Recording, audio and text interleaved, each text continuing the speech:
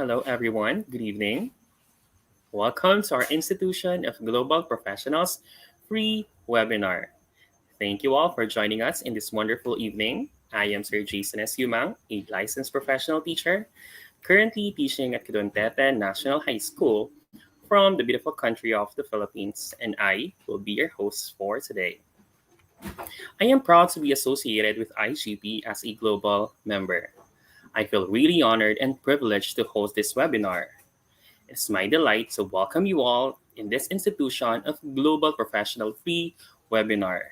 So again, I thank you all for joining us today in this marvelous evening, and it's my humble request and pleasure that you all stay with us until the end. For I'm pretty sure you will have many takeaways and payoffs from this webinar. Each time, you can like and comment in our webinar, and please do not forget to share, tag, and mention your friends in the comment box.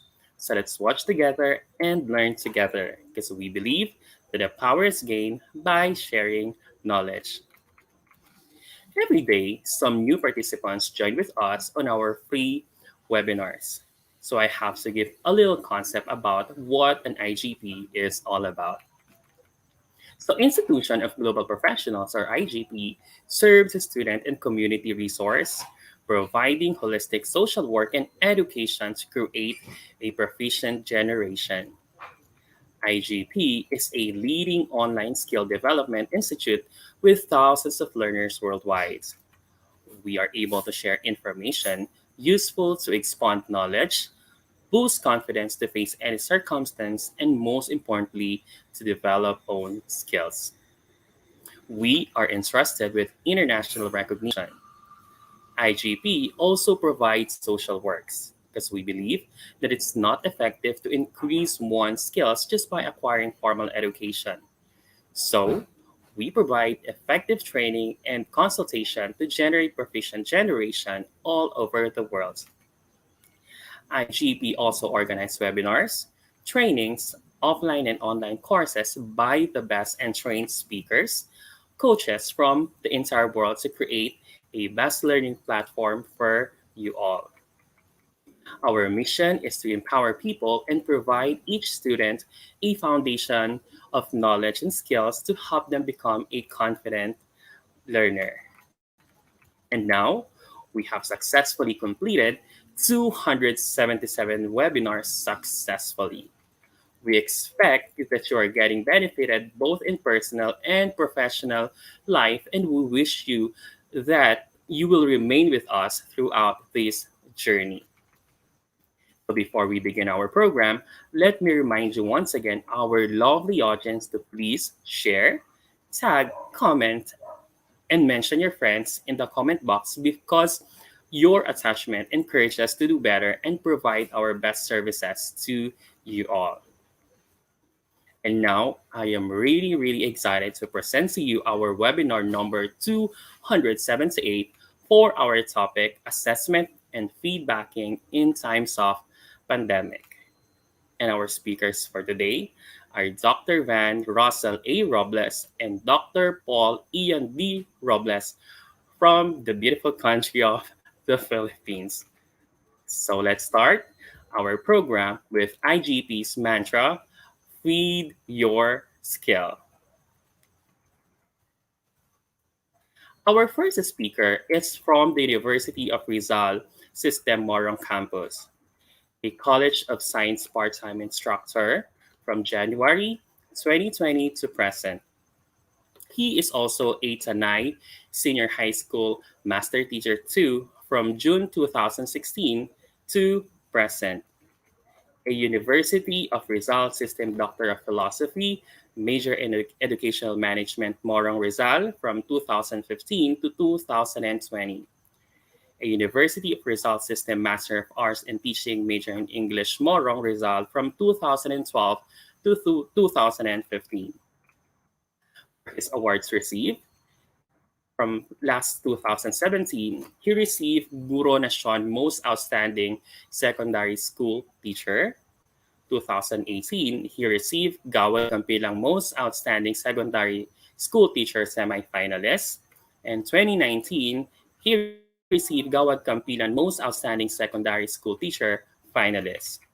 For his qualifications, he is a curriculum writer, national trainer, language critic, DepEd Central Office SID Language Enhancement and Pedagogy Language Critic, in senior high school, unique track DepEd Central Office BLD Senior High School Module Evaluator, CLMD Pivot for a Self-Learning Materials for Senior High School DepEd Region for a Calabarzon, CLMD Module Writer, and CLMD Pivot for a Self-Learning Materials for Senior High School.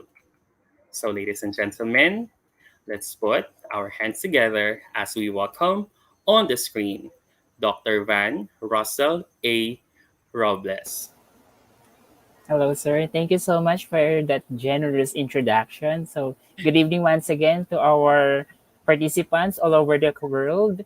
I hope that everyone is doing fine despite of the situations that we are having right now. So, for Yes, today's sir. webinar, yes, sir. Thank you so much once again.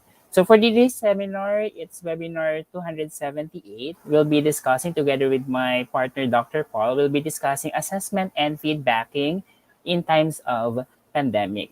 And I'm sure that we have lots of participants who are educators here or who are teachers, and they can really relate with the situations that they are having with the times of pandemic and how are they going to assess their students, their learners in times of pandemic, and how do they provide feedback for them. So let's proceed with the session for the first one. So All for right, the sir. first The part, floor is yes, thank yours. you. Yeah, thank you so much, sir. So for the first part of the session, we'll be discussing the theory of love. And in terms of the education, we are loving the aspect of assessment because this is the way for us to determine if the learners are really learning the expected competencies or the objectives that we have set. And the second part will be the back to you and me, wherein will be providing topics or discussions dealing with feedbacking. So let's start with the first one, the theory of love. And when it comes to the theory of love, we have these so-called principles of assessment. And let's take it away from what are those principles of assessment as a refresher for us, for the educators, on how do we provide assessment to our learners. So before the pandemic happened, this is really the usual and the ordinary situation in the classroom that there's a teacher and there are students. And most of the time, we are having that noise of the students, and we are always saying, the class keep quiet and you need to listen to the lesson for you to understand. And right after, you'll be having your assessment.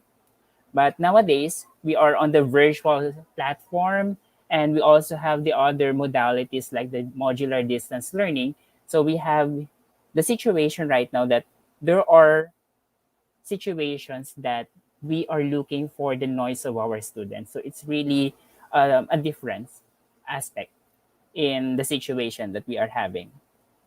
We also have this situation for the educators, so we have tons of papers that we are checking. We are looking if the learners are really acquiring the set competencies or objectives. We are checking, assessing if they really understood the lesson, and we are recording it. So we are doing some assessments, provided assessments in the provided modules or learning materials, and of course, our self made assessment tools. Okay. And for us to start with classroom assessment, let us try to define it. When we are talking about classroom assessment, it is an ongoing process of identifying, gathering, organizing, and interpreting information about what the learners know, understand, and can do. So, any materials that we are providing, any plans that we are providing to our learners for us to determine if they really understand, if they really know, and if they can do that particular objective or competence. So for the first principle of assessment, this is the theory of love number one. As you can see, we have here our Bible or our reference in providing the planned competencies. So we have the first principle, which is the assessment should be holistic and authentic in capturing the attainment of the most essential learning competencies. Meaning to say that all of your assessments should be based or have should be anchored to the most essential learning competencies or to the objectives that you have got or you have adapted from the guide that you have. So in the Philippine setting, we have the most essential learning competencies, and these are the terminal objectives garnered from the existing CGs or curriculum guides of every subject. As for the second principle, looking on the comics here, so write the largest number you can, and the student wrote the biggest number one. Every single hour, your body is replacing billions of its cells. And the student answered exactly, see, you can expect me to do all that and do my homework. So in that particular principle of assessment, let's try to reveal it. An assessment is integral for understanding student learning and development. So there must be clarification and there must be a clear understanding on your directions that you are providing in your assessment. We have the next one. Looking on this cartoon, for a fair selection, everybody has to take the same exam, regardless of what species are you. So that's the education system before. But looking on the setup that we are having right now, we are adopting this third principle of assessment.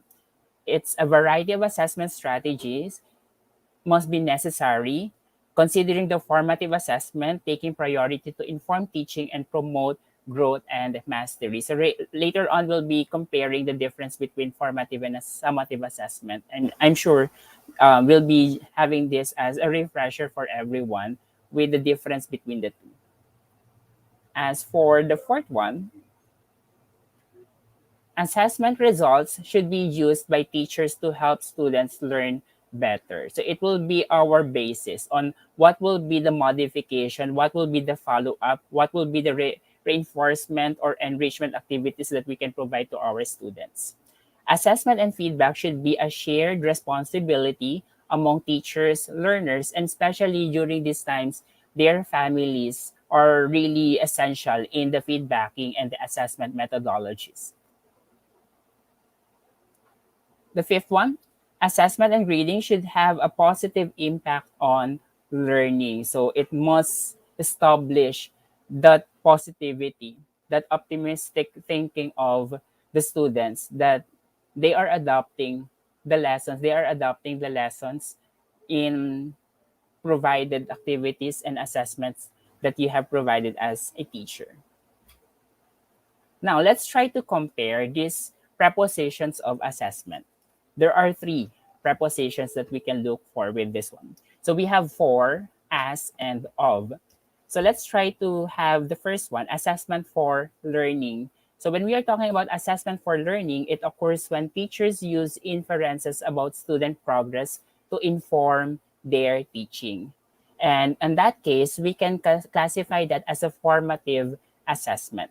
So these are the activities that help the teachers to for them to identify what are the needs of the students and what is their prior knowledge.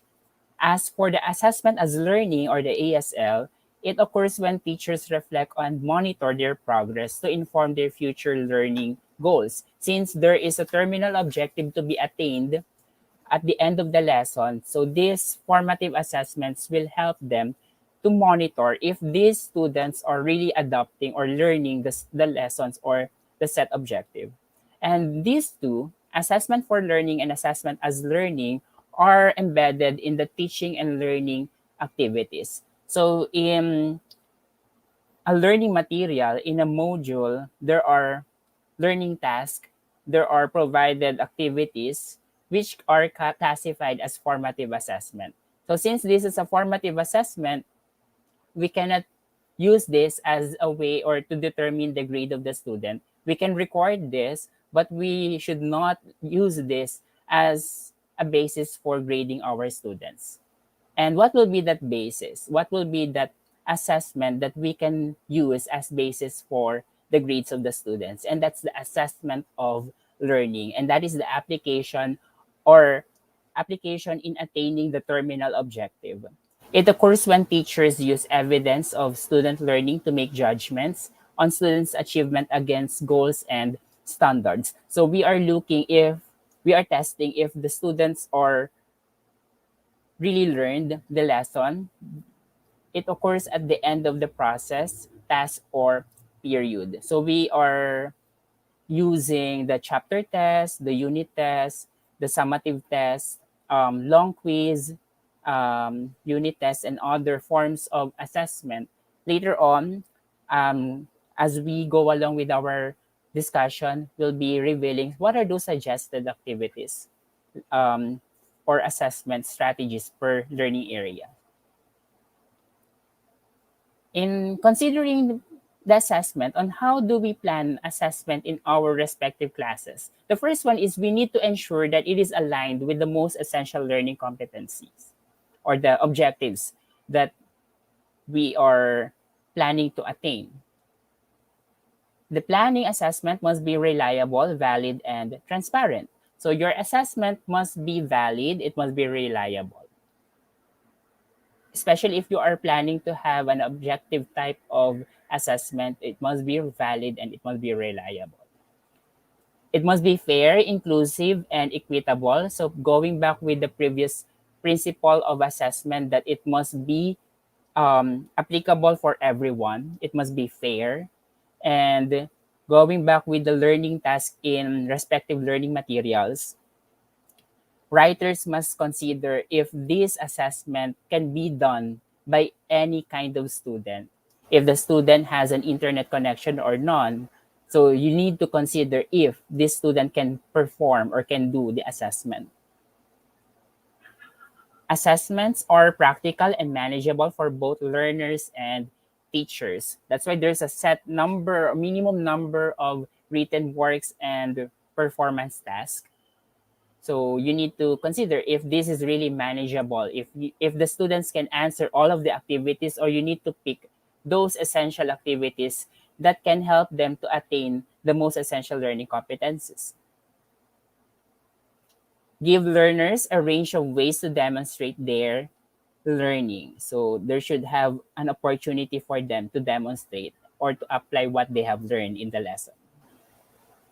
And lastly, it must provide timely and accurate information as basis for feedback. As we go along with our discussion later on, let's find out what are those possible feedbacks that we can use in the distance learning modality or in times of pandemic. So, in wrapping up the difference between formative and summative assessment, always remember that in formative assessment, this is an ongoing process to provide learners with immediate feedback on how well they are learning. It's a result of, of the learning of the students on their journey. It must be documented, but it must not be included in computing grades. As for the summative assessment, it is used to measure whether learners have met the content and performance standards in the most essential learning competencies or in the curriculum guide.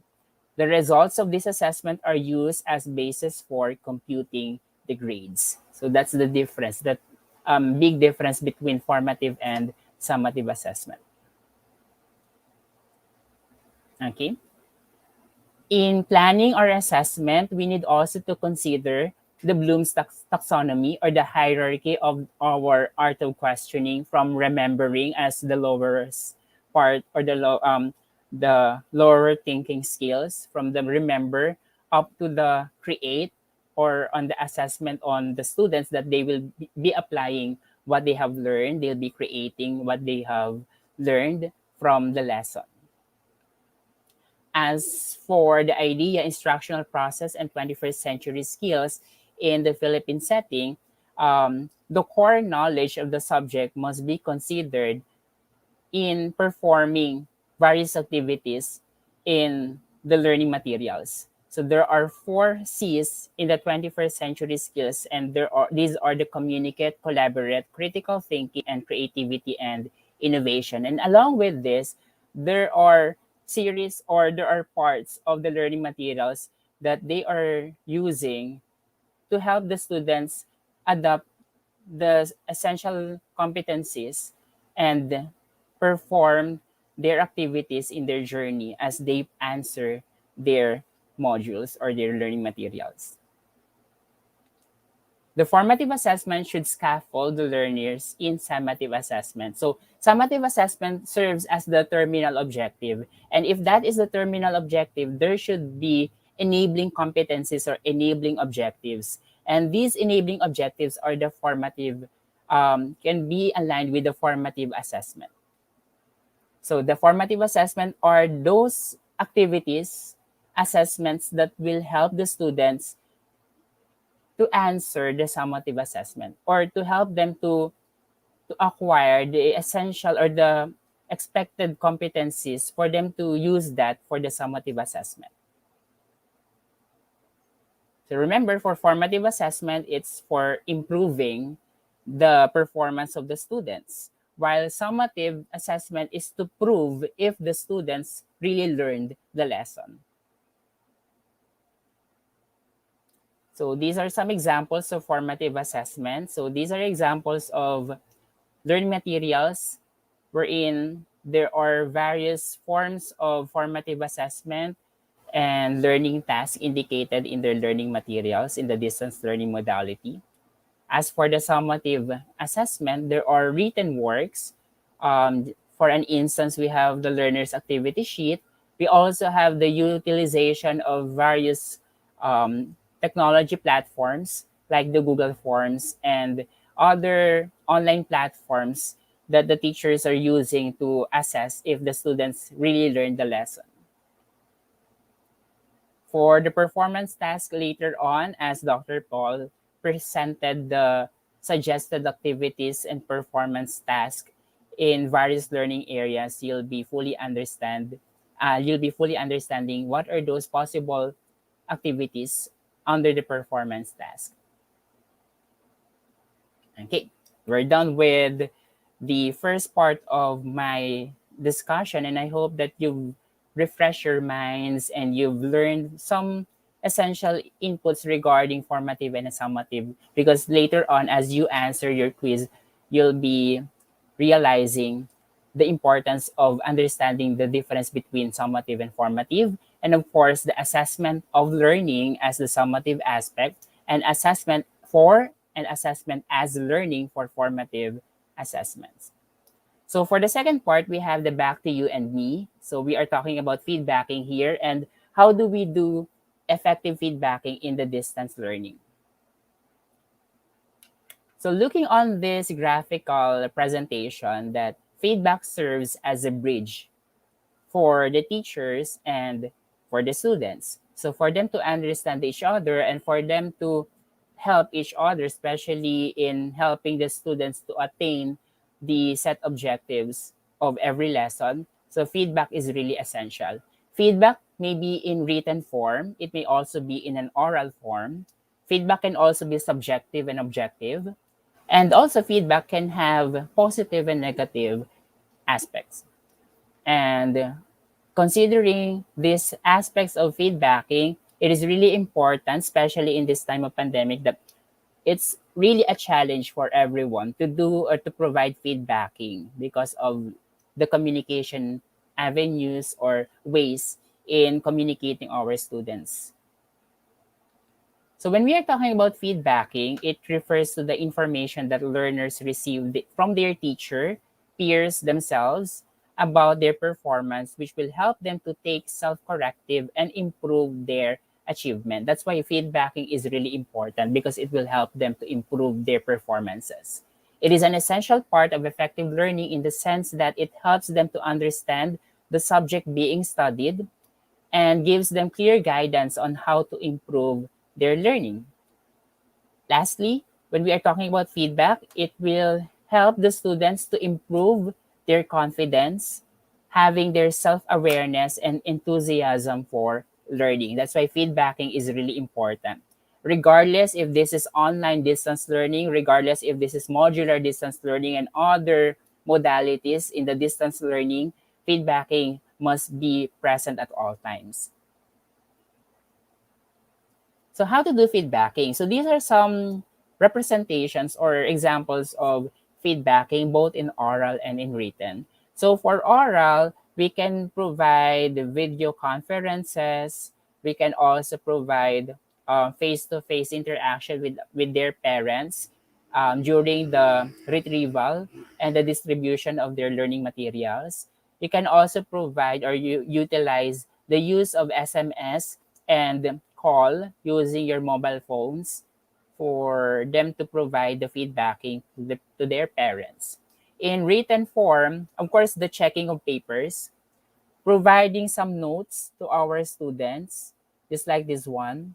The teacher provided some notes, positive notes, reinforcement for their students to improve their performances, or if they really performed well, there are positive praises here or acknowledgements here. In the online distance learning, the utilization of the online platforms can also serve as feedbacking for them. Now, when we are talking about feedbacking, it's part of the communication process, and it must be a two-way process that if the teacher provided feedbacking, students must also provide their feedback regarding the performances of their teachers. So how to make feedback effective? Always remember that feedback must be regular, it must be constant, it must be two-way, and of course, it must be an open communication between the two sides, the teachers and the students. And along with the students, of course, their parents can also provide feedbacking. I'm sure that we are very much familiar with various assessment and monitoring tools on the performances of the teachers. There are various types of assessing the performance or appraising the performances of the teachers set by a particular organization or an institution or a government agency. So there are various forms for them to assess or to appraise the performances of the teachers.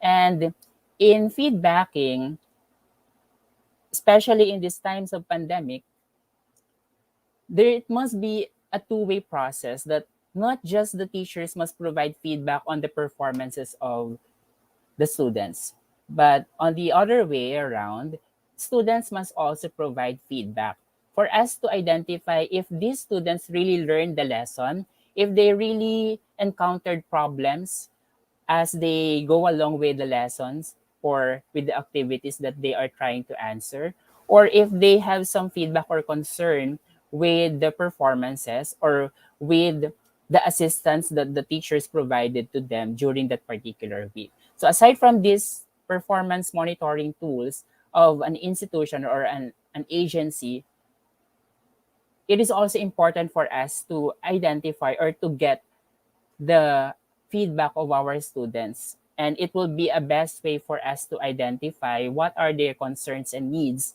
and what are those possible activities that we can provide to our teachers to enhance their performances in the distance learning. So we have here the Your Students' Voice Matters.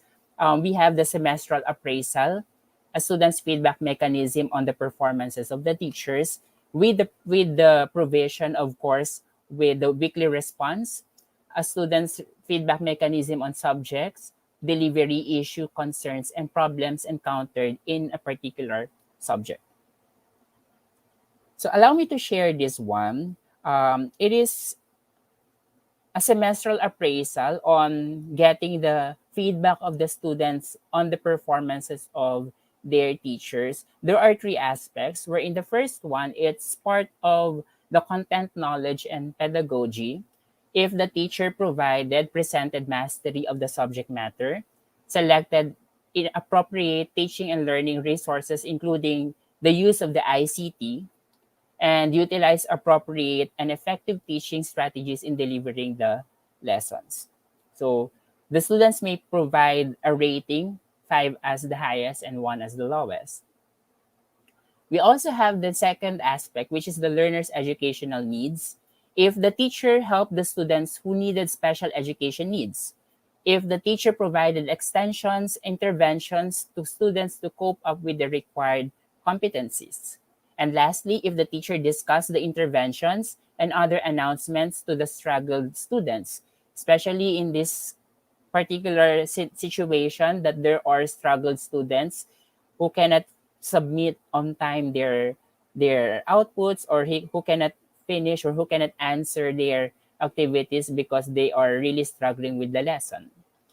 And the last aspect is the feedbacking to students. If the teacher used strategies for providing timely, accurate, and positive feedback to the students, and responded to the students' queries, clarifications, and consultations. And lastly, if the teacher checked and returned outputs on time. So those are some of the aspects that will help us to realize what are those concerns and issues of our students regarding their lessons and regarding on the performances of their teachers. And harvesting the results of this survey will help our teachers to identify what are the needed trainings and capacity building activities for them to improve their teaching performance, especially in this time of pandemic.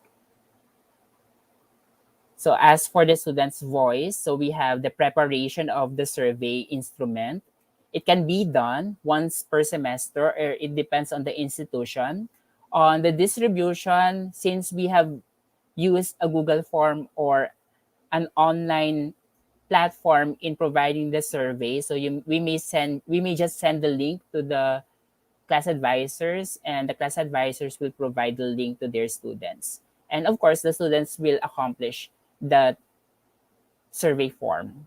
And right after answering, we'll be consolidating the results or the responses, and it will help us to identify what are those possible activities, training activities for our teachers to improve their teaching performances. And considering the data or the gathered data on the responses of the students, all gathered data must be confidential and shall only be used as basis for training development of teachers. It must be confidential because it is all about the performances and the appraisal of the students on their respective teachers. So I would like to end my presentation with the statement of Bill Gates. Your most unhappy customers are your greatest sources of learning. So, adopting and hearing the voice of our students will be a great help for us to learn more, to relearn, and to unlearn things that must be unlearned. So, with that, I would like to end my presentation. Thank you and good evening to everyone. I hope that you really learned something from this discussion. Thank you. As All for the right. So, sources. all right, thank you so much, sir. Sir, let's all give Dr. Van Rosal A. Robles a virtual round of applause. Wow, that was really amazing. We're really grateful to you for sharing your marvelous presentation today, sir. And to be Thank you, honest, sir. I personally learned a lot from your presentation. Well, the difference between the formative and the summative assessment and how important it is to our learners. And just like what you have mentioned a while back, we are in the midst of the pandemic caused by the coronavirus disease.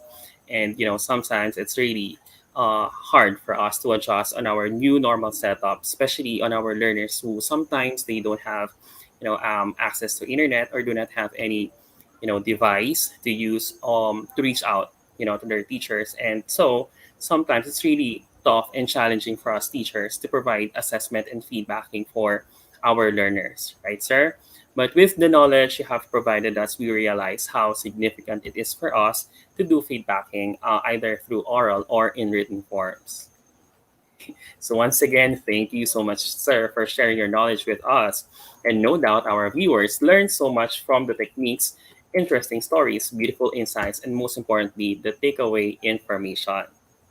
Once Thank you again, so thank much. you so much, yes, sir, for sharing Yes. with us not just your knowledge, but most importantly, your valuable time. Thank you Thank so you. much, sir.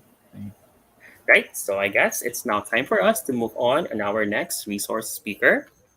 He is from the University of Rizal System Morong campus, a College of Education part-time instructor from August 2020 to present, Morong National High School Senior High School Master Teacher 2 from June 2016 to present, a University of Rizal System Doctor of Philosophy, major in Educational Management at Morong Rizal from 2015 to 2020.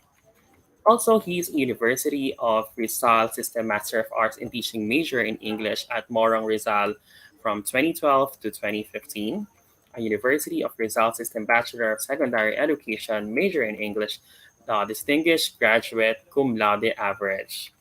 Service Awardee and Outstanding Student Teacher at Morong Rizal from June 2006 to April of 2010. For his awards received, he is a 2021 Guro Nation Most Outstanding Secondary Teacher finalist, a 2021 Gawad Kampilan Most Outstanding High School Master Teacher finalist, 2017 to 2018 National Schools Press Conference winning coach in Science and Technology Writing, 2017 to 2019 International Conference on Basic Education Research presenter, and for his qualification, he is a module evaluator, a CLMB pivot for a self-learning materials for senior high school, DepEd Region 4, A Calabarzon, CLMD module writer, CLMD pivot for a self-learning materials for senior high school, DepEd for a Calabarzon, CLMD module writer, review and calibration of learning resources, DepEd Rizal, and CID writer, Blue Rizal Gazette, Schools Division official publication. So, ladies and gentlemen, hold on to your seat as we welcome on the screen our next resource speaker, none other than Dr. Paul Ian Louis D. Robles. Hello, good evening, Sir Jay. Good evening, sir. Okay. Allow me to Right, share so my if, screen, sir. right, so if you're ready, sir, the floor is yours now.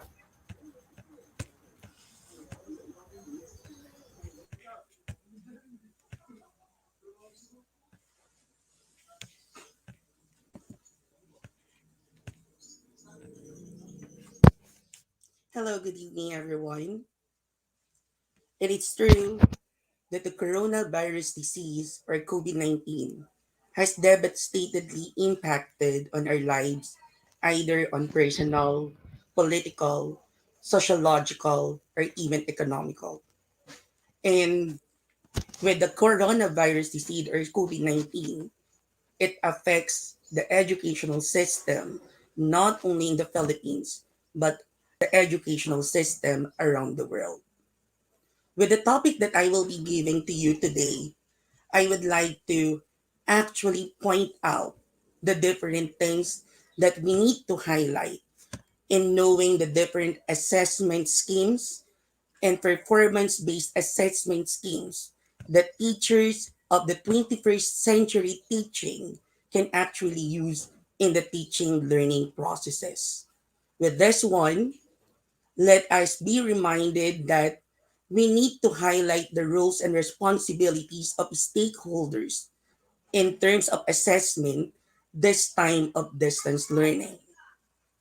The second topic, we are about to focus on how teachers actually plan the different assessment scheme. The third one, we are about to focus on the different major forms of educational assessment that the Philippines and the other part of the nearby countries are actually using in the field of education. The fourth one, we need to know how to design educational assessment. And the last one, we need to highlight what are those things that we should know and we need to know how in the field of assessment in the arena of education. With this one, I would like to start by simply calibrating the definition of assessment. It is true that education has generally been acknowledged as the promotion of cognitive, affective, and psychomotor. In education, teachers should actually crack the nut dealing on assessment, as assessment pinpointed the essentials of the roles of teachers in developing and enhancing the three domains such as cognitive, affective, and psychomotor. In terms of cognitive, teachers are expected to actually develop the mind and knowledge of the students by providing activities hitting the schemata, cognition, and metacognition. In terms of affective, teachers are expected to actually hit the attitudes and values of the students by letting the students actually reflect how they will use the things they've learned in the subject content in their real lives.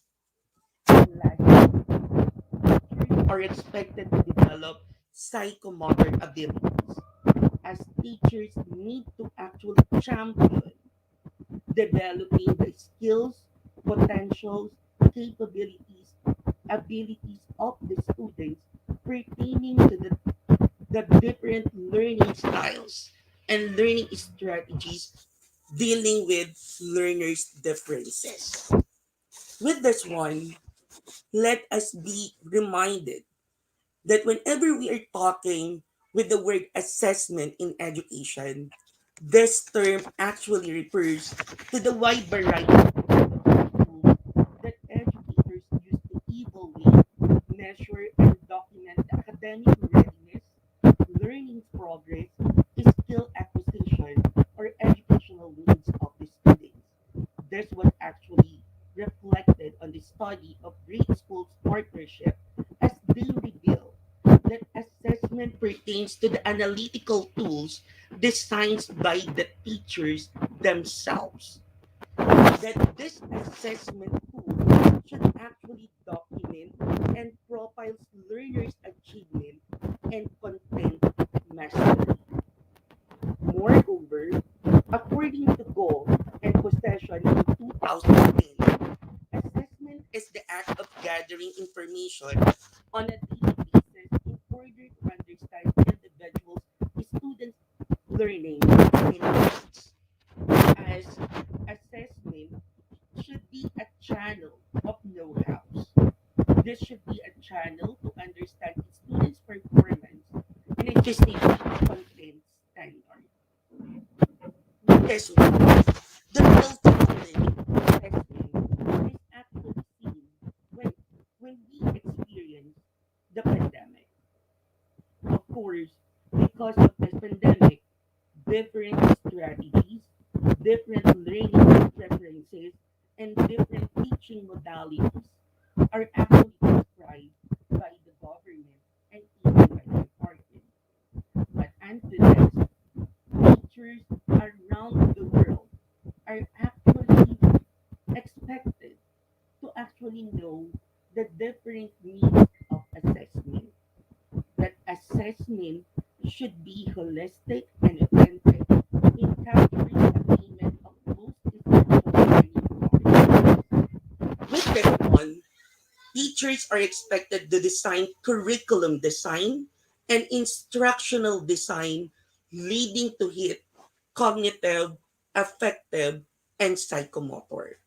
By focusing on the process of instructional designing and curriculum designing following the processes of analyze, review, curate, and implement.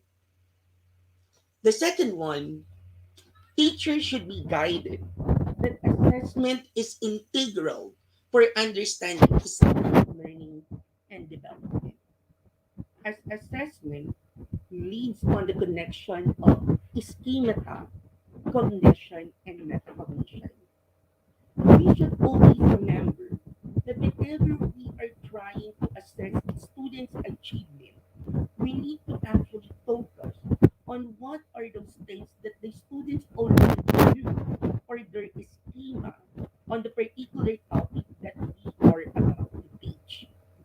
Then rigorous schema, then definitely that would be the core that we are actually developing the cognition, the things that the learners will learn as they grasp all the topics that you have presented to them prescribed by the curriculum. And this too will lead to metacognition.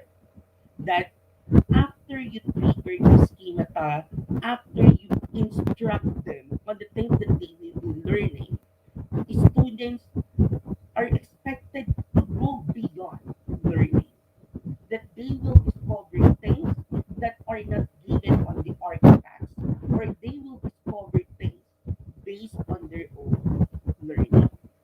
And by that, you need to provide assessment to actually reach the optimal performance of the learners pertaining to their academic needs. The third one, teachers should be reminded that a variety of assessment strategies is necessary, with formative assessment taking priority to inform teaching and promote growth and mastery. With this one, teachers of the 21st century should actually be in line with the use of multiple intelligences that actually highlight the use of differentiated instruction and differentiated strategies and activities, leading to actually promote quality and equity among our diverse learners. The fourth one, this time of pandemic, assessment allows the teachers to formulate feedback, and that feedback should be shared responsibility among teachers, learners, and their families. Because of the pandemic, it actually provides a channel of communication that learning is not only acquired in school, that learning is acquired everywhere. That learning can be at home, can be at the community, can be at the school, and can either be in the school community. And lastly, because of assessment and grading, it should actually provide a positive impact on learning, as everything should be transparent to our 21st century learners. With this one, we are actually reminded that in the run of the COVID 19 education, or in the run of the remote learning, this COVID 19, there are different roles and responsibilities that are expected within and among all the stakeholders this distance learning. The first one, of course, let us focus first with the teachers. For this school year, teachers are expected to design the assessment to allow for flexibility in multiple modalities. With this one, teachers have a bigger role in distance learning, as teachers need to craft assessment activities or tests considering the learning modalities or preferences by the learners. Teachers are also expected to communicate to learners and parents or guardians the design and standards for grading the assessment. With this one, teachers are expected to be transparent on the grading system he or she used this distance learning. It is anachronism and it's so flagrant that teachers are following the top-down approach, that the grading system is actually prescribed to us by the department or the institution where we are into. And definitely from the grading system that we are following, we need to actually discuss one, setting mechanisms to monitor and record progress. In this one, teachers need to update learners on the different outcomes they have submitted, either a checklist, dashboard, a progress report, or either any means in the different channels that you are using this COVID-19 situation. Fourth one, teachers should give timely, constructive, and relevant feedback. The real problem is not actually the output submitted by these learners. The real problem is actually how the teachers still motivate and engage the learners despite distance learning. And for us to hit and to answer the problem, teachers should actually be responsive by giving feedback on the different outputs or activities submitted by the students. By that note, its students will actually know that they are assessed fairly and they are assessed equally. And last one, teachers are expected to facilitate remediation for learners who have further guidance.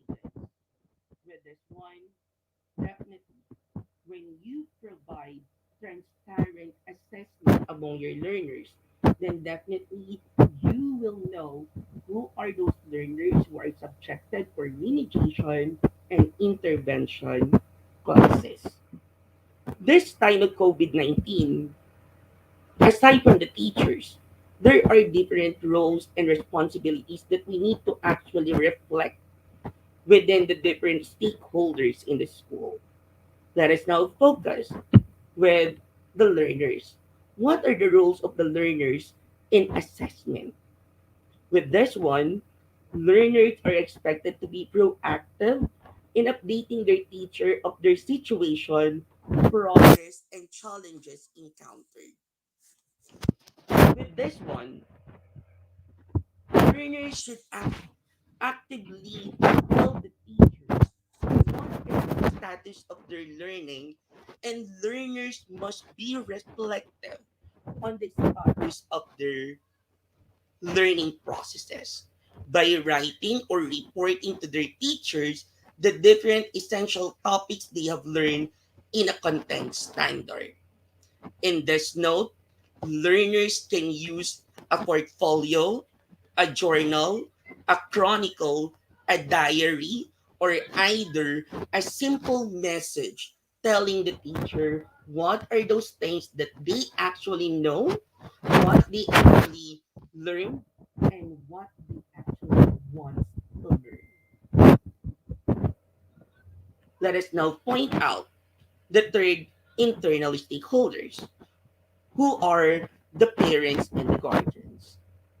The parents and the guardians play a crucial role in guiding the children in adapting to the changes of the learning system. This COVID 19, this time of pandemic, the roles of the parents are really vital, as parents will be the partners of the teachers to know the study skills, study habits, study routines of the learners this time of learning.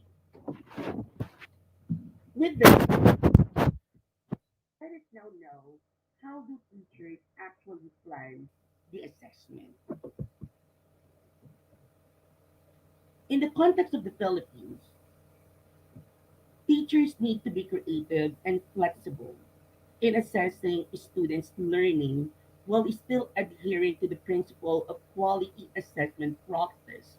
With safety, health, and well being foremost in mind, assessment decisions must be made in the best interest of all learners, ensuring that all the assessment activities should be aligned with the most essential learning competencies. Definitely, all the activities to be given to the students should be aligned to the learning standards leading to performing performance standards. Next, assessment should be reliable, valid, and transparent.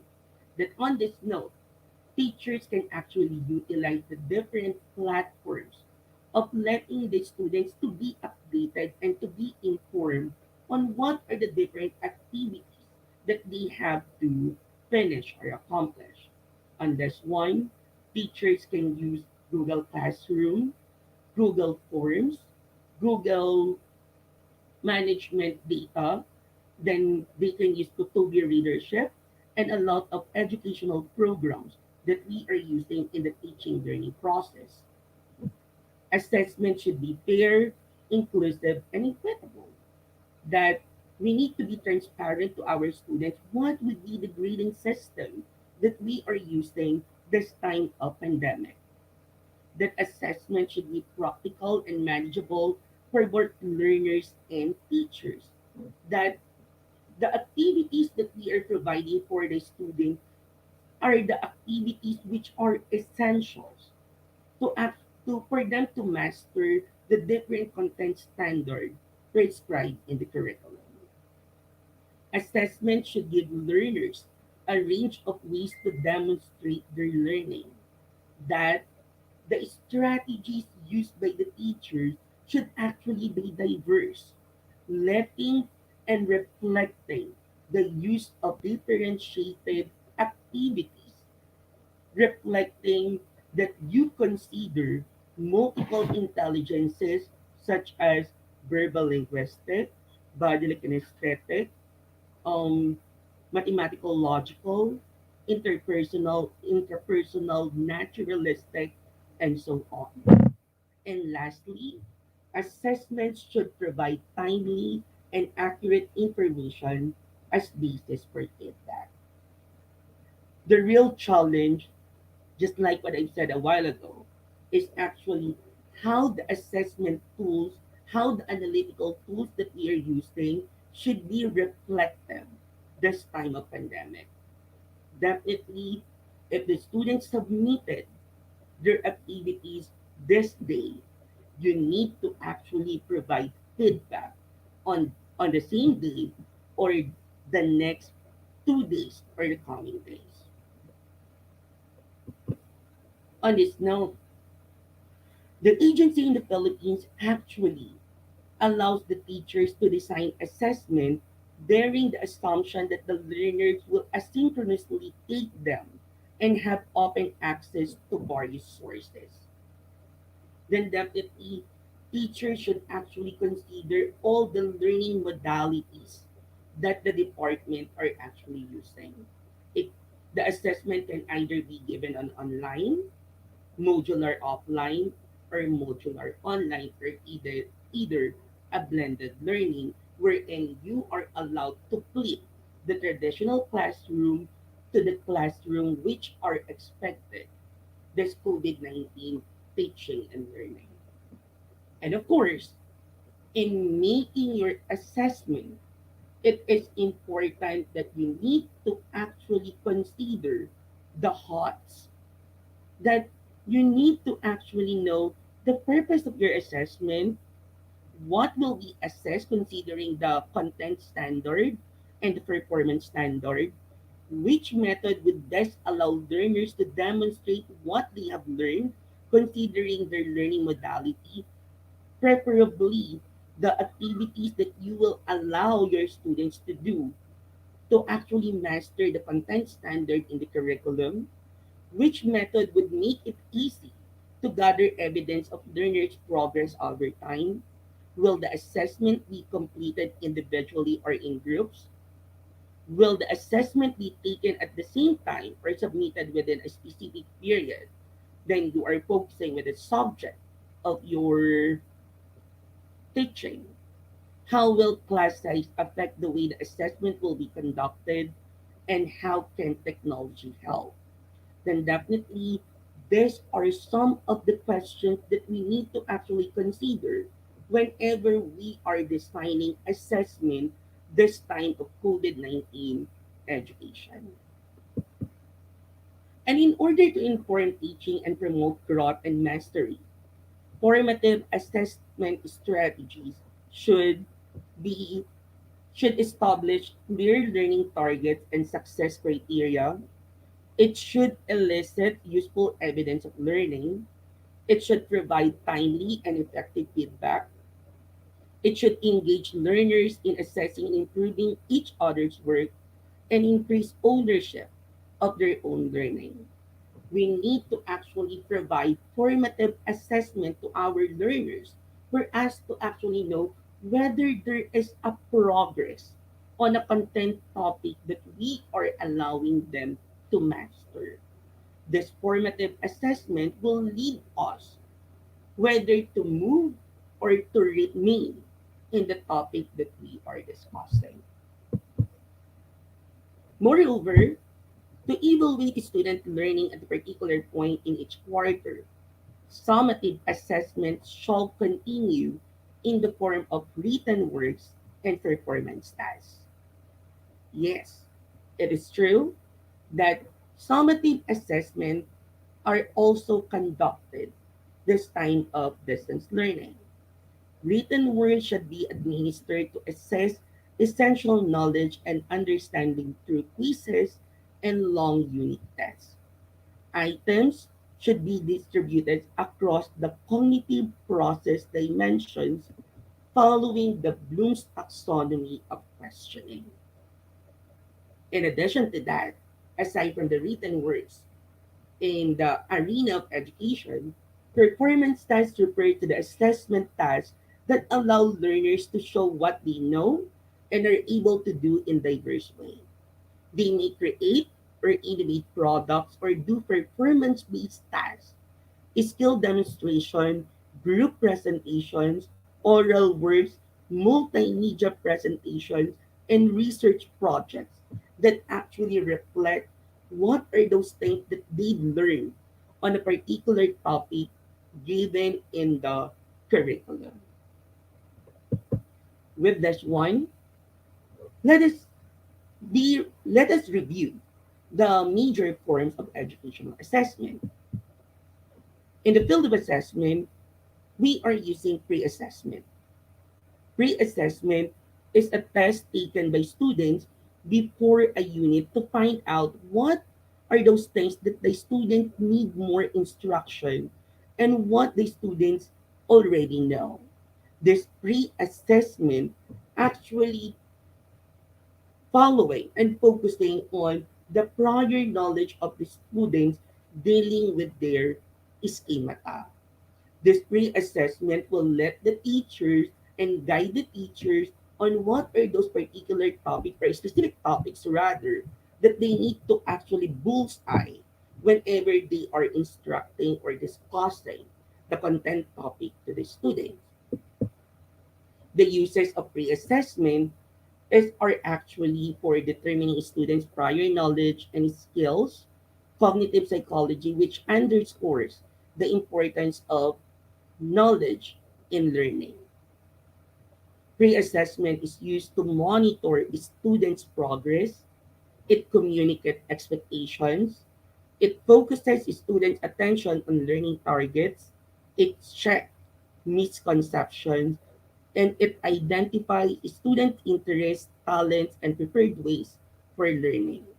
Pre-assessment as a means of assessment this COVID-19 can be used to actually diagnose its students' needs, its students' interests, and its students' capabilities and potentials in knowing the top subject content given in the curriculum. The second one, formative assessment. Formative assessment are in process of evaluations wherein student learning are typically administered multiple times during a unit, a course, or academic program. With this one, there are different types of formative assessment that teachers can use this time of pandemic. The first one, you can allow your students to have observation.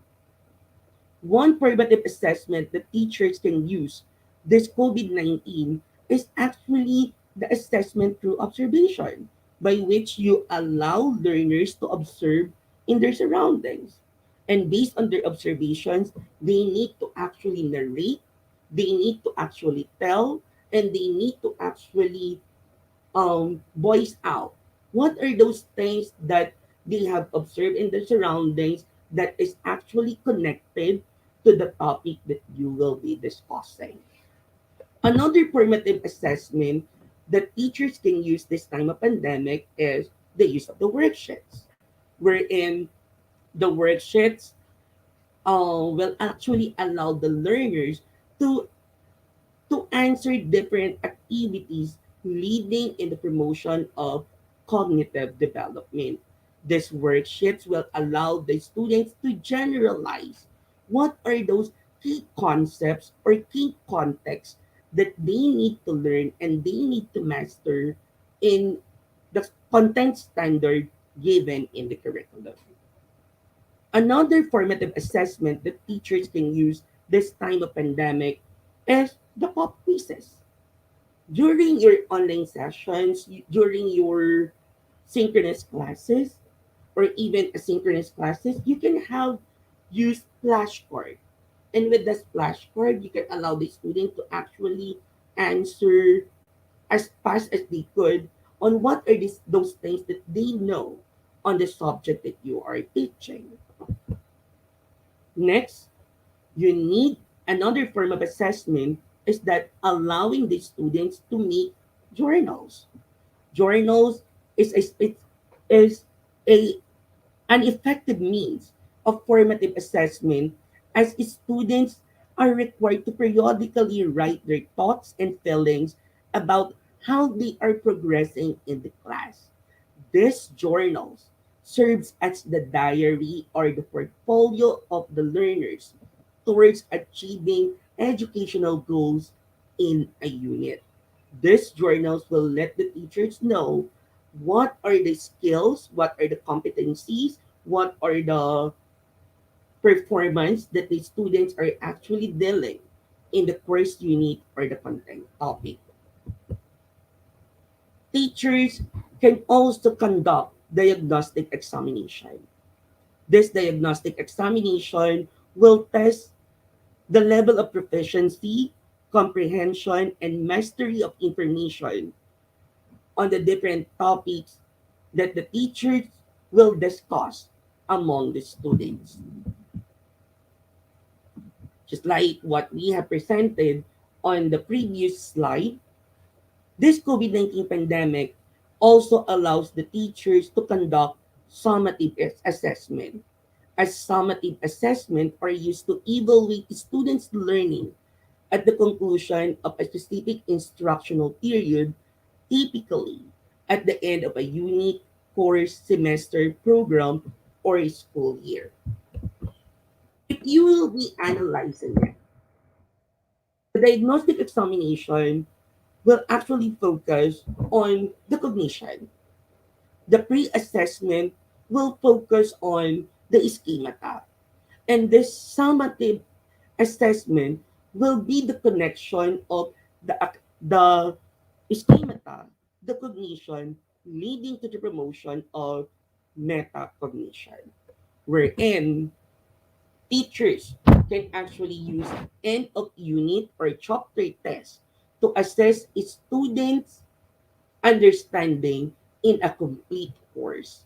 This final assessment can be a culminating activity or an examination or a combination of the two where it actually sums up what are those things that the students essentially learn on the topic. Then teachers can also allow students to have final projects or portfolios, which provides opportunities to students to be creative as they reflect on describing, analyzing, and interpreting their own work and learning from a specific course or a specific unit in the curriculum. There are different types of portfolios that teachers are using in the arena of education. We have the project portfolio, which focus on the work from an individual project. Growth portfolio shows the progress toward competence on one or more learning targets, which actually provides within and across projects within the curriculum and across the curriculum. The third one would be the achievement portfolios, which documents level of student achievement at a point in time. Competence portfolio, which shows the evidences of support or claims to have attained an acceptable or exemplary level of achievement. And the last one is the celebration portfolios, wherein students decide what accomplishment or achievement they are most proud of. And if you will be assessing why do we have that, what I learned, what will I learn, and what I will remember at the end of every module. The thing here is to actually allow the students to reflect what are those important key concepts that they need to remember that they can apply towards understanding other topics or understanding other subjects which are related to the curriculum provided in our country or even in our neighboring countries. Teachers can also conduct achievement examination, which refers to determining the level of instruction for which a student is prepared. This achievement examination indicates the level of mastery of grade level material, whether the grade level learning standard materials are met or not. Then, with this note, assessment are designed in a variety of ways for different purposes. The first one, assessment that teachers are using this time of pandemic can be in a form of standardized tests, wherein the assessment is in the form of multiple choice format. The traditional way of assessing students' learning or understanding through examinations or tests. We can have that through Google Forms, through PowerPoint presentation, or different means that we are using this time of pandemic. Another thing, teachers are also conducting assessment based on performance, which teacher requires students to complete a complex task such as writing assessment, science experiment, speech presentation, performance, or long-term project. In this time of pandemic, teachers allow the student to conduct portfolio-based assessment wherein it actually narrates the collections of academic work for assignments, lab results, writing samples, speeches, student creative films, or art projects that are compiled by students and assessed by teachers. This portfolio based assessment actually collects and sums up what are the different artifacts created by the students towards understanding the content standard in the curriculum. So here are the prescribed activities for a performance-based test or assessment. In language subject, activities like book article reviews, essay, journals, letter writing, reaction or reflection paper, reports can be conducted to test written works. But if you want to test its students' performance skills, leading to performance standard, in language teaching, you need to allow students to conduct or even craft collage, composition, literary analysis, multimedia productions, portfolios, research project, story or poem writing, interviews, debates, storytelling, speech delivery, and analysis, which actually tests higher order thinking skills of our learners. For the mathematics teachers, it has been suggested that for the written works, you can conduct data recording and analysis, geometric and statistical analysis, graphs, charts, or maps, or even conducting surveys. While on the performance task, mathematics teachers can actually diagnose or even hit the performance or the optimal performance of our students by providing activities, letting them to conduct diagrams, number representations, making models of geometrical figures, investigatory project, constructing graphs, multimedia presentations, and so on. On with regards to our science teachers of science, different activities are suggested for written works, like concept maps, data recording and analysis, reaction and reflection papers, and surveys. While on the performance task, science teachers of science can allow the students to actually make research papers, debate or argument on a particular inventions or new observations, designing models, doing scientific investigations, and so on.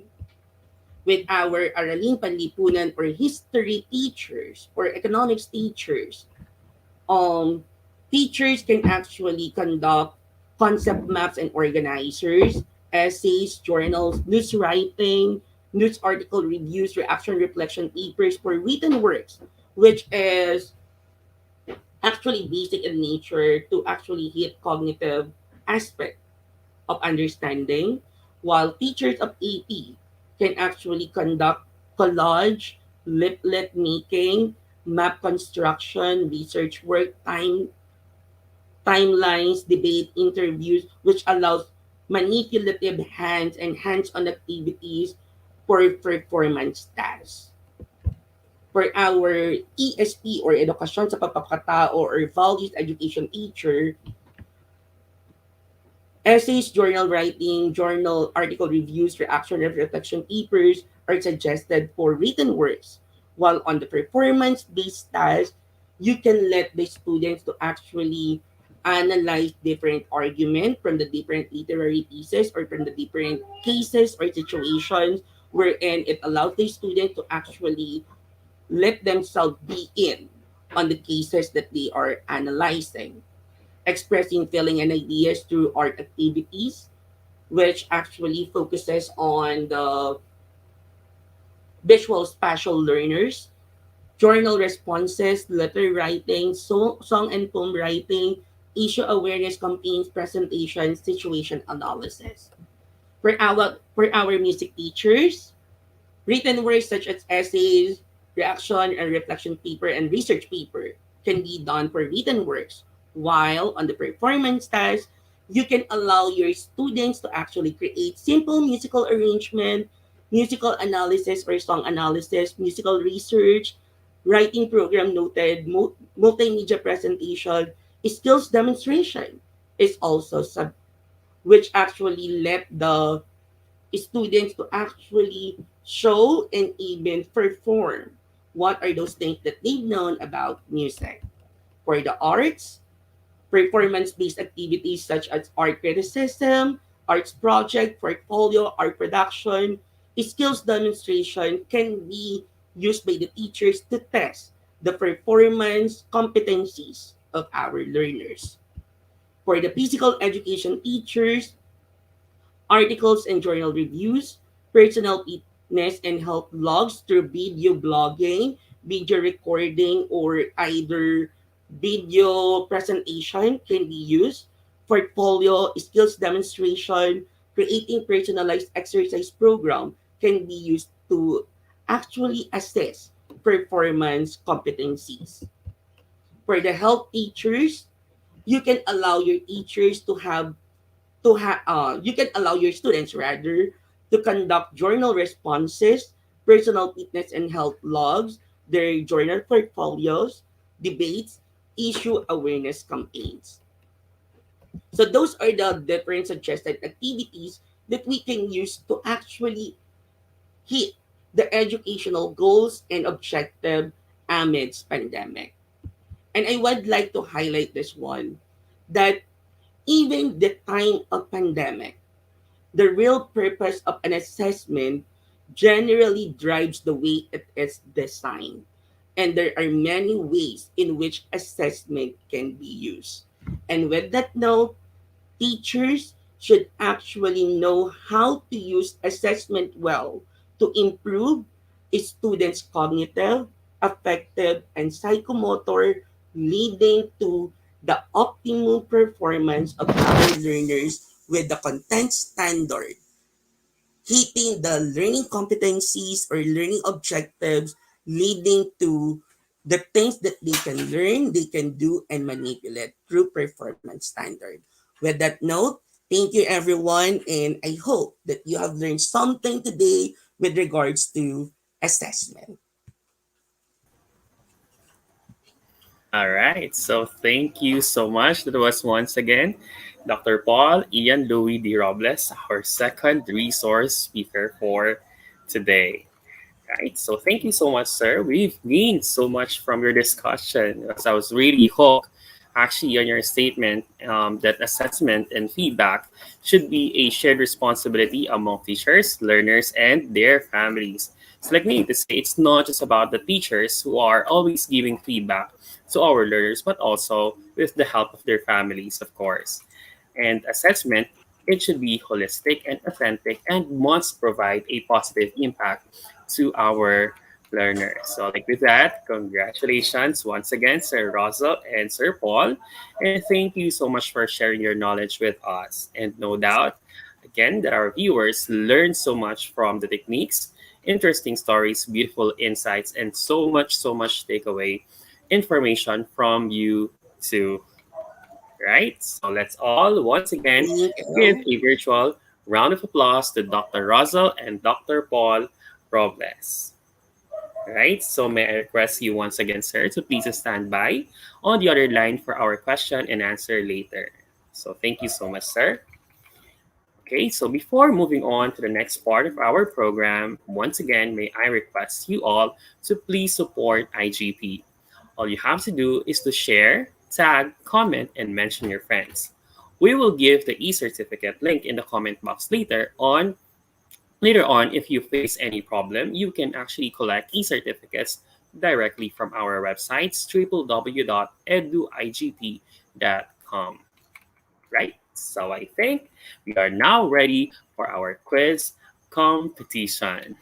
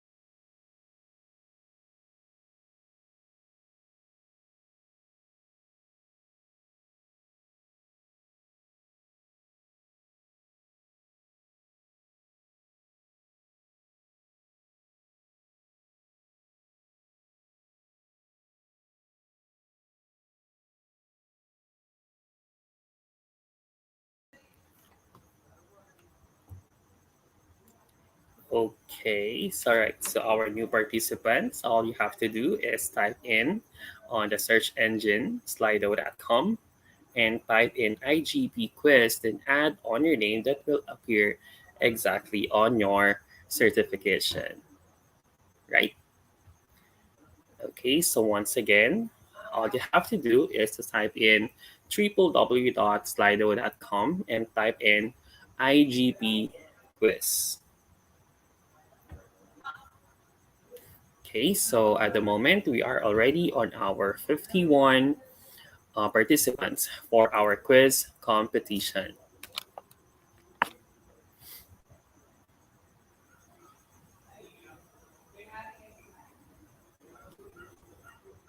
51. All right, so later on, we're going to start our 10 questions. And who will be our lucky top 10 winners for today? So we will find out later on after our quiz. Okay, so at the moment, we are already on our 55 participants.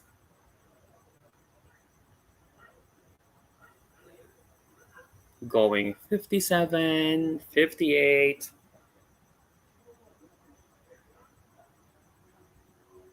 Okay, so once again, all we just have to do is to type in www.slido.com and put on or type in IGP quiz. So like to be part of our quiz competition and for us to assess if you really learned, something on our discussion earlier from our brilliant resource speakers.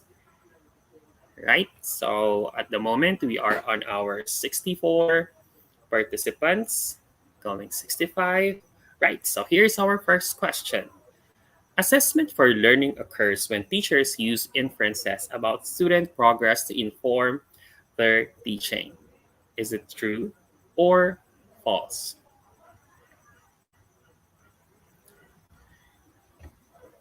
Right? 4 seconds remaining. Two, one, zero. Right? So 92% for true and 88% for false. And the correct answer here is true. Right? So let's now move on. Right? So for the leaderboard, we have Anna Marie Joy A. Mercado, 4 seconds. And Ferus app. Okay. Anyway, for question number two, assessment for learning occurs when teachers use inferences about student progress to inform their teaching. Is it true or false? All right. So we only have 4, 3, 2, 1 second remaining, and time's up. 92% for true and 8% for false. And the correct answer is true. All right, so for our leaderboard, we have still Anna Marie Joy A. Mercado for our first place. And going to our next question, chapter test assess the lesson is an example of a formative assessment. Again, chapter tests after the lesson is an example of a formative test. Is it true or is it false?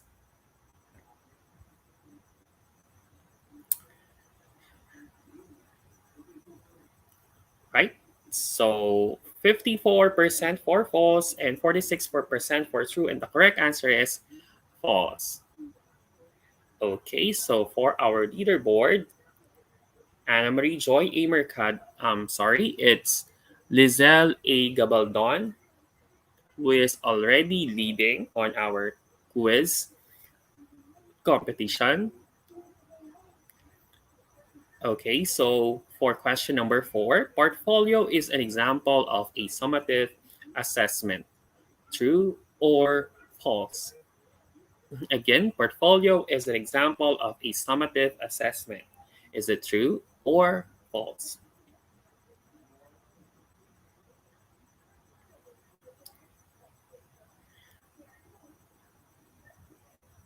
Okay, 69% for true and 31% for false.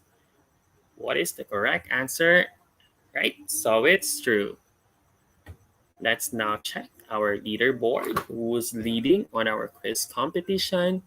It's still Lizelle A. Gabaldon. Okay, so she is our top lead as of the moment. Assessment of learning involves both teacher and student in the process of continual reflection and review about progress. True or false?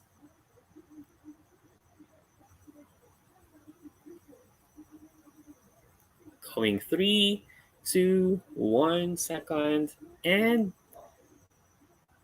right, 81% true and 9% false. The correct answer here is false.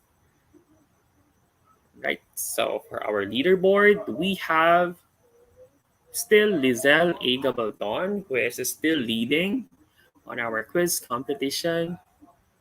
Okay, so we are now approaching on our item number 6. Okay, in assessment of learning, teachers adjust their plans and engage in corrective teaching. Is it true or false? Assessment of learning, teachers adjust their plans and engage in corrective teaching. True or false? So, right? So 84% says true and 16% says false. The correct answer here is false. Okay, so for our leaderboard, we have Ginalyn Villar Resurrection. Okay, so at the moment, she's the one who is leading on our quiz competition, right? So let's now have question number 7. Pop quiz form is to use flashcards to run through questions regarding the lesson and have the class answer. Is it true or is it false?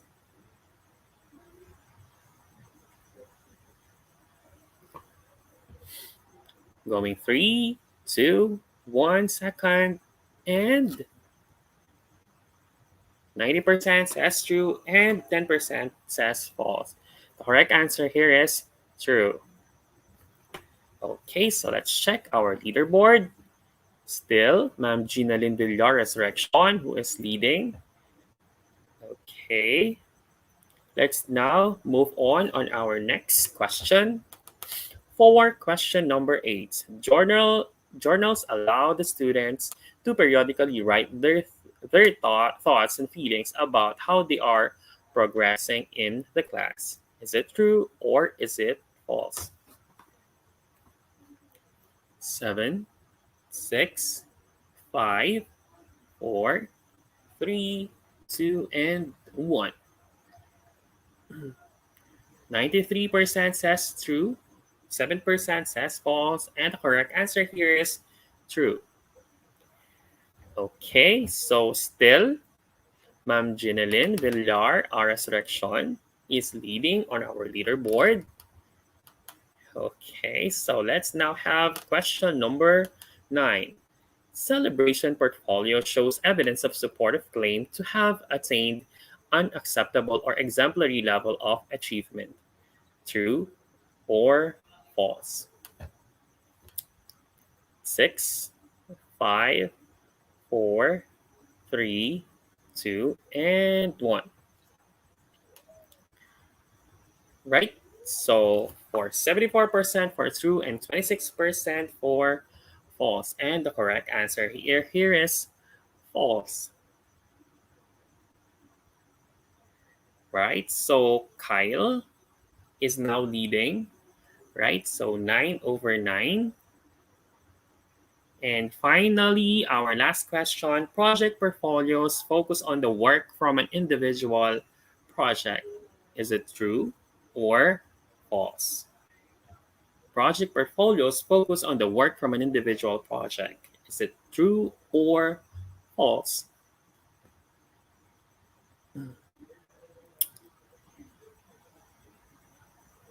Right? 87% says true and 13% says false. And the correct answer here is true. All right, so let's now check our leaderboard. Okay, so for our first place, we have Kyle, who got a score of 10/10. Right, so congratulations, Kyle, for bagging our first place. And then we have Ma'am Ginaline Villar Resurrection. Next, we have Sir Romel John C. Aquino. And then for our fourth place, we have Gemaline V. Rivera. Next on the list, we have Nico Den S. Miro for our fifth place. And then we also have Nico Den S. Miro for sixth place. Next, for our seventh place, we have, hang on, let me check. I can't see it. Carmela Bijaen. Okay, for eighth place, we have Charles Kaiser Vidal. 9 is Lizelle A. Gabaldon. And on our 10th place, we have Alex Javier Alvarez. So once again, congratulations to our top 10 winners. Right? Let's now call back once again on our screen our brilliant speakers for today. Okay, Dr. Van Rosel A. Robles and Dr. Paul Ian D. Robles for our question and answer portion. Okay, so once again, may we have on the screen Dr. Van Rossel A. Robles and Dr. Paul Ian D. Robles for our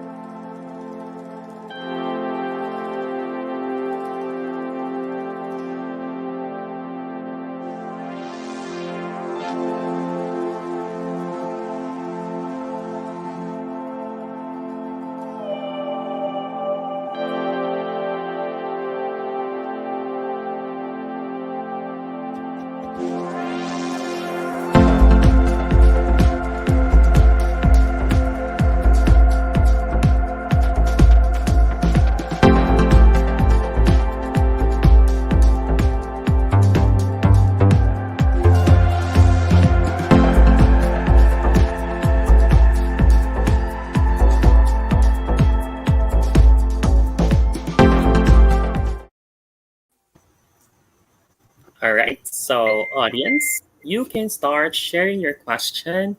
So if you have any confusion or any clarifications, or if you wanted to learn more on our topic or discussion that has been presented earlier, you can share your question with us.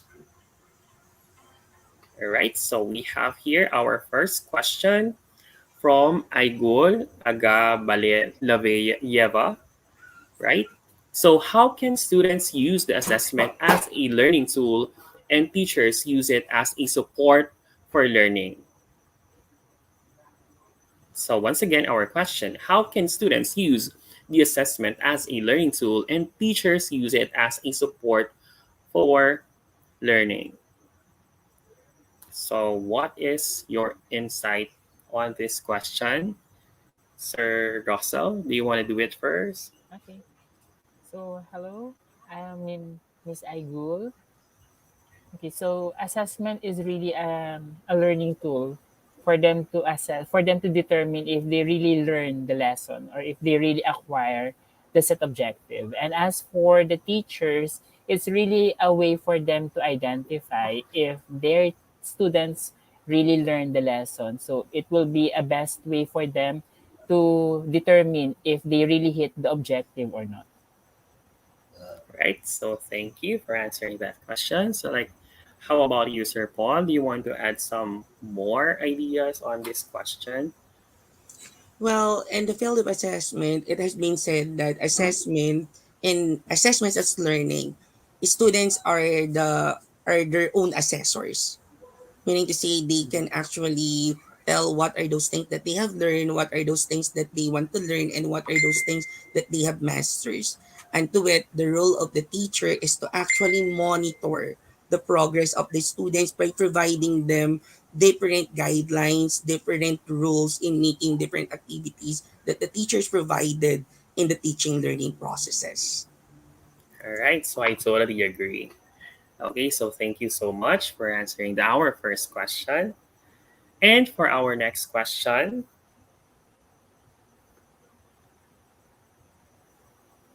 our next question is,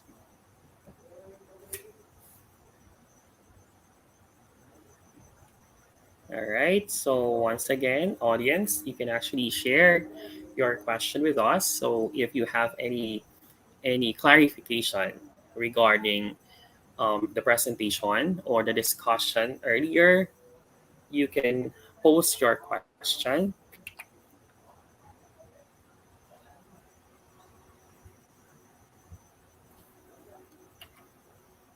Okay.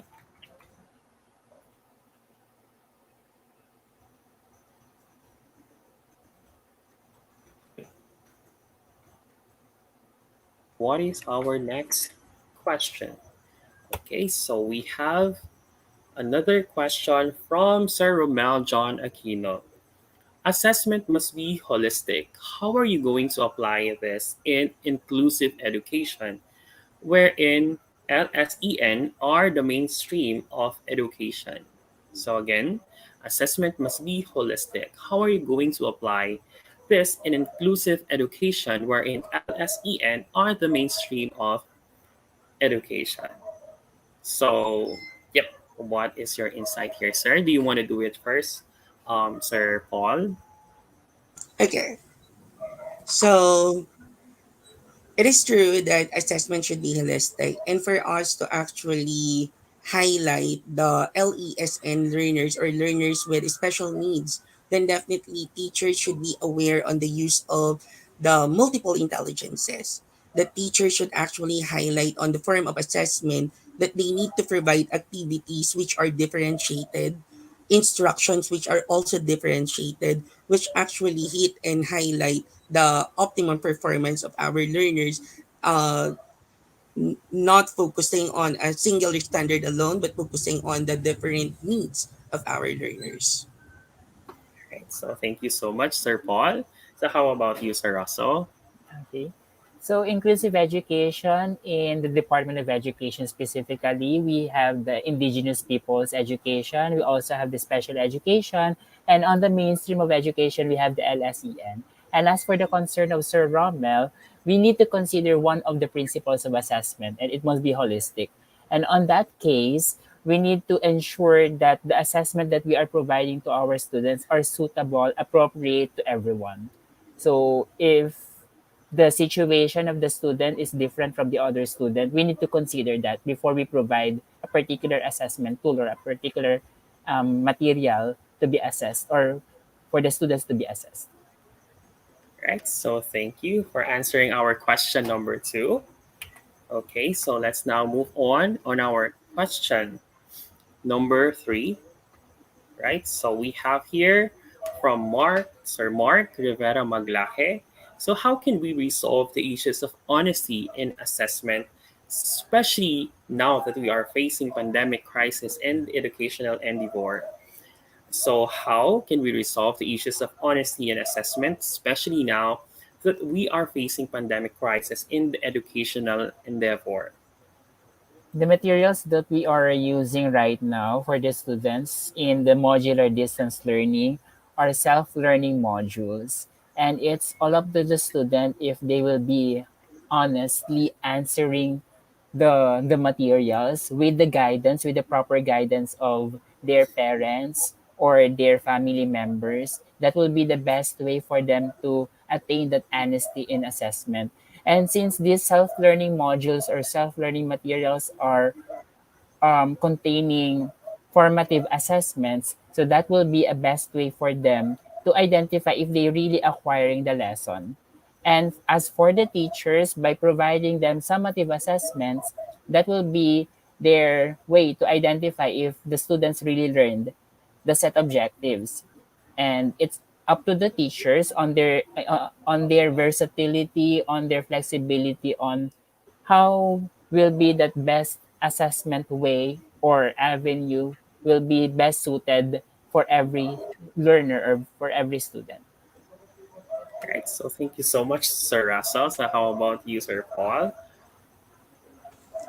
Well, students who are actually working now in the remote classes find there's find cheating. Let me say that easier for the reason that they can actually get their answers in the Google. They can actually browse answer, even scan answer in the internet. However, for the teacher to actually solve that problem, I really believe that the first thing that the teacher should do is to actually orient the students on the different know-hows of the classroom management. That whenever you are conducting formative and summative assessment, then there would be proper guidelines on doing it. That instead of if you will be using Google Forms as a form of your assessment, then you need to actually allow the students to be oriented on the different policies, on the different rules that they need to follow.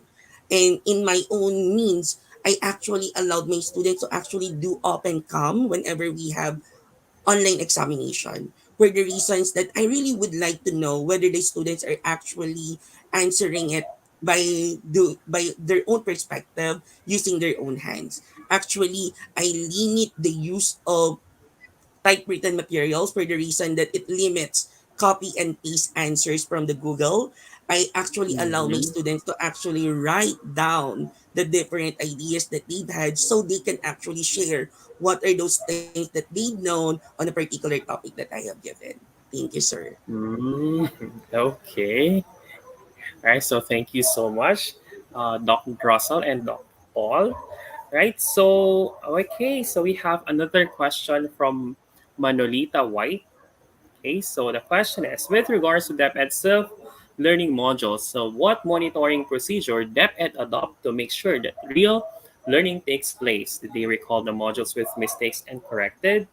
Again, with regards to DepEd's self-learning modules, what monitoring procedure DepEd adopt to make sure that real learning takes place? Did they recall the modules with mistakes and corrected? Okay, so again, that was question coming from Manolita White. Well, in this school year 2021-2022, the curriculum writers and curriculum evaluators actually review the content of the self-learning modules presented by the Department of Education. And I really believe that with the review that the curriculum writers, the developers conducted, the different um, informations which are not correctly written on the modules were corrected this school year. With that note, I really believe that DepEd is doing its part on the development of the different artifacts with regards to our for the materials that our students are using. And as for the monitoring procedure of the Department of Education to ensure that learning really takes place or students are really learning in their respective homes, there are various activities that the teachers utilize in monitoring, in having the self monitoring of the students. There is a feedback monitoring tool or feedback monitoring instrument for the teachers to see if the students are having some concerns or issues with their lessons, with their activities, and of course with the partnerships and strengthen communications with their parents and their family members. Constant communication with their parents and family members will ensure that the students are really learning despite the situations that we have right now. Right? So thank you so much for answering our fourth question. Okay, so this next question is from Ma'am Alaris Banasihan. Is there any sample assessment tools that can easily be used aside from modular formative tests, given that most of pupils don't have the access to the internet? Again, is there any sample assessment tools that can be easily used aside from the modular formative tests, given that most of the pupils don't have any access to the internet? One good thing that teaching and learning processes actually allows the teacher to use in the formative assessment is through the form of journals. Even in a modular formative or in a modular distance learning, I really believe that with the journals that the teachers are utilizing this time of COVID-19 education will actually tell and will actually narrate what are those things or what are those takeaways that the learners actually learn grasping all the content topics presented in the self-learning modules. So I really believe that aside from the traditional formative examinations that we are giving to our teachers, teachers of the 21st century actually innovate different formative strategies examination that will actually assess what are those things that learners actually learn in the content standard.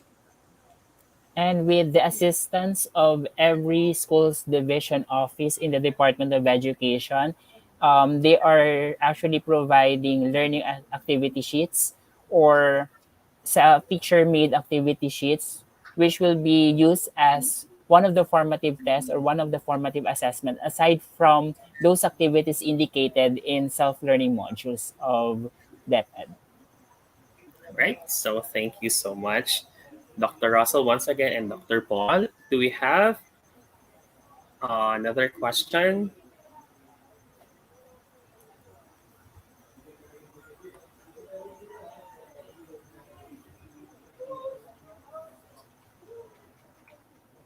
Okay, so I think that's the end of our question and answer. Thank you. Okay, so I guess that's the end of our question and answer, and I think that concludes our webinar for today. All right, so thank you so much, Sir Dr. Paul and Dr. Russell, for those meaningful answers you shared with us today. So, like, once again, never ending gratitude to both of you for sharing us your precious time with us today. So, before we finally end our webinar, any final word, Dr. Russell and Dr. Paul? Okay. I know that we are really wanting to have this educational system be back to the normal situation, but still we are on the crisis of COVID-19. I know that teachers are still innovative, teachers are still looking for other ways to ensure that the learners are really learning despite the setup or the situation. So, knowing the differences of summative and formative assessment, knowing the different ways on how are we going to assess our students will ensure that the teaching and learning process is really present despite the situation. So, happy teaching for everyone. All right, so thank you so much, Sir Russell, Sir Paul. Okay. Actually, I would like to remind all the teacher with this one that let us not be the problem in the arena of education, but let us be the solution in the problems that we are facing this time of COVID-19 education. With that, happy teaching, everyone. All right. So thank you so much once again to our brilliant speakers for today. So once again, let's all give a virtual round of applause to Dr. Russell and Dr. Paul Robles. So thank you very much, sir. Thank All you. right. Thank you, Sir So James. Thank you, thank Sir you. Jay. Thank Thank you, you, sir. everyone. We really All right. enjoyed this So one. dear knowledge seeker, I would love to thank you all for attending today's sessions. Like, hopefully, you've learned something new and something interesting today. Please leave a review or recommend our page if you learned something wonderful on our discussion for today. So, like, once more, do not forget to collect your e-certificate and to give a check-in with IGP. Please spread information with your friends, and we hope to see you all again on our next webinar. As of the moment, our website is not working properly. We will give our webinar code tomorrow. So for now, please collect the certification link to be sent after our webinar. So thank you so much for staying with us today. And once again, I am Sir Jason S. Humang saying thank you, be safe, and stay happy always. Thank you.